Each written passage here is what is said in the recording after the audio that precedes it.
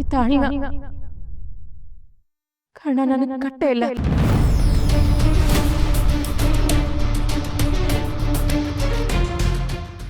ನಿತ್ಯ, ಏನೇ ಇದೆಲ್ಲ? ಹೌದು ಶಾಂತಿ, ಇಷ್ಟು ದಿನ ನಾನು ಮುಚ್ಚಿಟ್ಟಿದ್ದ ಸತ್ಯ ಇದು.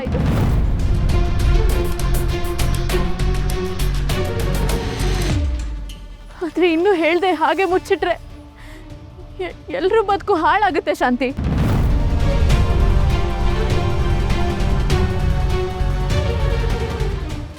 ಅದಕ್ಕೂ ಈ ಮದ್ವೆ ನಿಲ್ಸಕ್ಕೂ ಏನ್ ಸಂಬಂಧ? ಇನ್ನೇನ್ ಸತ್ಯ ಇದೆ ಹೇಳು. ನನಗೂ ಇಷ್ಟು ದಿನ ಗೊತ್ತಿಲ್ಲದೆ ಇದ್ದಿದ್ದ ಸತ್ಯ ಇನ್ನೊಂದಿದೆ.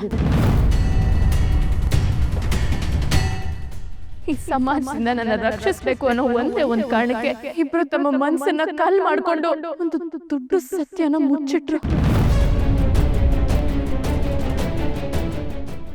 ಆ ಸತ್ಯ ಏನು ಅಂದ್ರೆ ಕರ್ಣ ಮತ್ತೆ ನಿಧಿ ಒಬ್ರನ್ನೊಬ್ರು ತುಂಬಾ ಪ್ರೀತಿಸ್ತಾ ಇದ್ದ ಸತ್ಯ.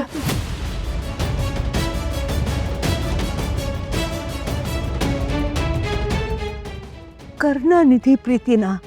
ಹೌದು. ನನ್ನ ಜೊತೆ ಮದುವೆ ನಾಟಕ ಶುರು ಮಾಡೋಕ್ಕೂ ಮುಂಚೆನೆ ಇವರಿಬ್ರು ಒಬ್ರನ್ನೊಬ್ರು ತುಂಬಾ ಪ್ರೀತಿಸ್ತಾ ಇದ್ರು. ಅದೆಷ್ಟು ಅಂದ್ರೆ ಪ್ರಾಣಕ್ಕಿಂತ ಹೆಚ್ಚಾಗಿ. ಆದ್ರೆ ನನಗೋಸ್ಕರ ಅವ್ರ ಪ್ರೀತಿನೇ ತ್ಯಾಗ ಮಾಡ್ಬಿಟ್ರು.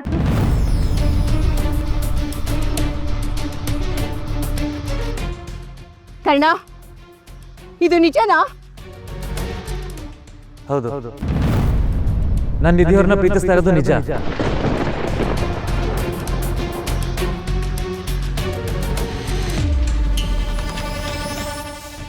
ಅಲ್ಲ ನಿತ್ಯ, ನಿನ್ ಕರ್ಣನ ಮದ್ವೆನೇ ಆಗಿಲ್ಲ, ಅವನ ಜೊತೆ ಯಾವ ಸಂಬಂಧನೂ ಇಲ್ಲ ಅಂತ ಹೇಳ್ತಿದ್ಯಾ?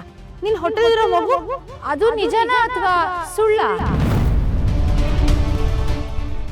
ಈ ಸಮಾಜದ ಕೆಟ್ಟ ಮಾತುಗಳಿಂದ ನನ್ನನ್ನು ರಕ್ಷಿಸಕ್ಕೆ ಕರ್ಣ ನನ್ನ ಮಗುಗೆ ತಂದೆ ಸ್ಥಾನ ಕೊಟ್ಟರು.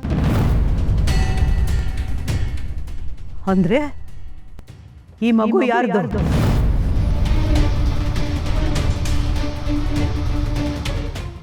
ಈ ಮಗು ತಂದೆ ತೇಜಸ್.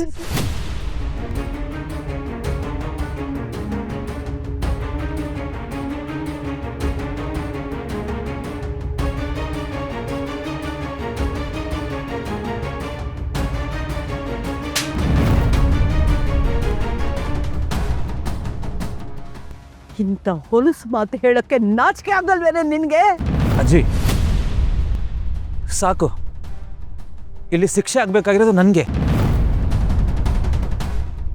ಯಾಕನ್ನ ಹೀಗೆ ಮಾಡಿದೆ? ಸತ್ಯನ ಯಾಕೆ ಮೊದಲೇ ಹೇಳಲಿಲ್ಲ ನನಗೆ? ಯಾಕಂದ್ರೆ ಸತ್ಯ ರಕ್ಷಿಸ್ಕೊಳ್ಳೋ ಶಕ್ತಿ ಆಗ ಯಾರಿಗೂ ಇರಲಿಲ್ಲ. ತೇಜಸ್ ನಿತ್ಯ ಮದುವೆ ಆದ್ಮೇಲೆ ನಾನು ನಿಧಿ ನಮ್ಮ ಪ್ರೀತಿ ಬಗ್ಗೆ ಎಲ್ಲರಿಗೂ ಹೇಳಬೇಕು ಅಂತ ಅನ್ಕೊಂಡಿದ್ವಿ. ಆದರೆ ವಿಧಿ ಆಟ ನೋಡಿ, ಆ ಮದುವೆಲಿ ನಡೆದಿದ್ದೇ ಬೇರೆ.